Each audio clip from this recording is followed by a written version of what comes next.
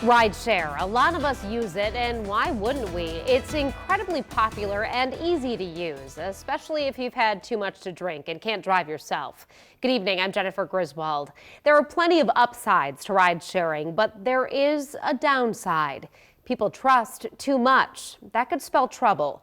3 News Now investigative reporter Jeff Van Sant hit the streets to see if people here are playing it safe. You know, ride shares are extremely popular, but the problem is that people are a little too trusting when they get into a stranger's car.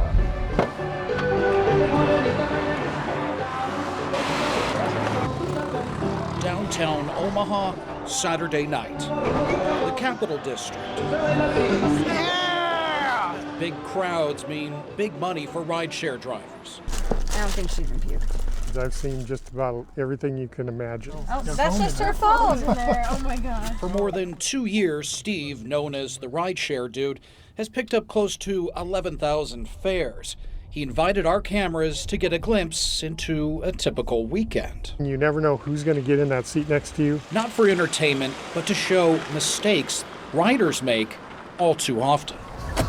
Are you for Taylor? No, Who are you for? I can't tell you that. You're not for Taylor? No. I let her open the door, and she asked if I was here for her. Oh, you're breaking my heart right now. You're not an Orange John's Charger for Taylor. No. All I would have had to do is say yes, and she would have gotten in my car. She was probably so intoxicated that she couldn't judge the difference between an SUV and a Charger.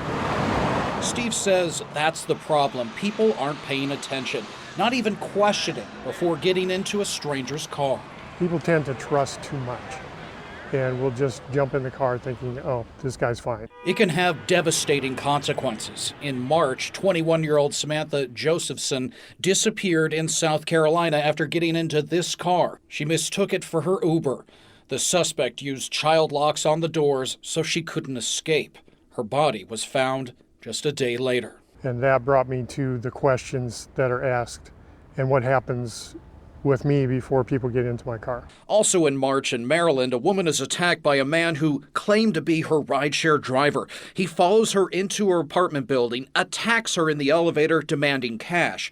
He got into her apartment, stole some stuff, and took off. It turns out he wasn't a rideshare driver.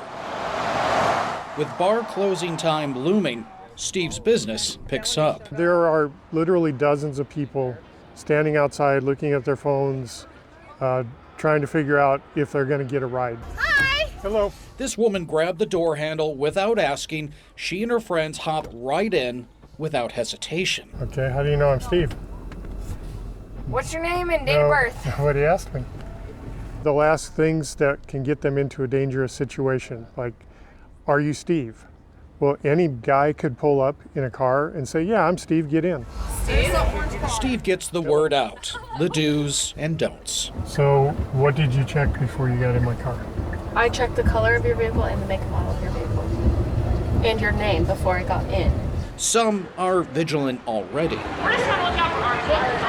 Steve wants to educate, remind riders to pay attention, take the time to learn the car, the license plate, and most importantly, the driver. All it takes is one question. What's your name? It's so simple.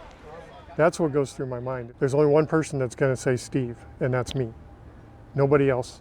Rideshare companies post safety tips on their websites, but there's really nothing better than to teach people in real time like Steve does. Everyone gets a card.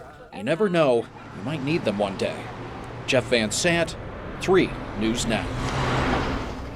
And later in the show, Jeff will join me and we'll have a conversation about the potential dangers of ride sharing. Right now, we have a poll on our Facebook page asking if you use rideshare services. Go there now, share your answers. Jeff and I will look at the results at 6:30.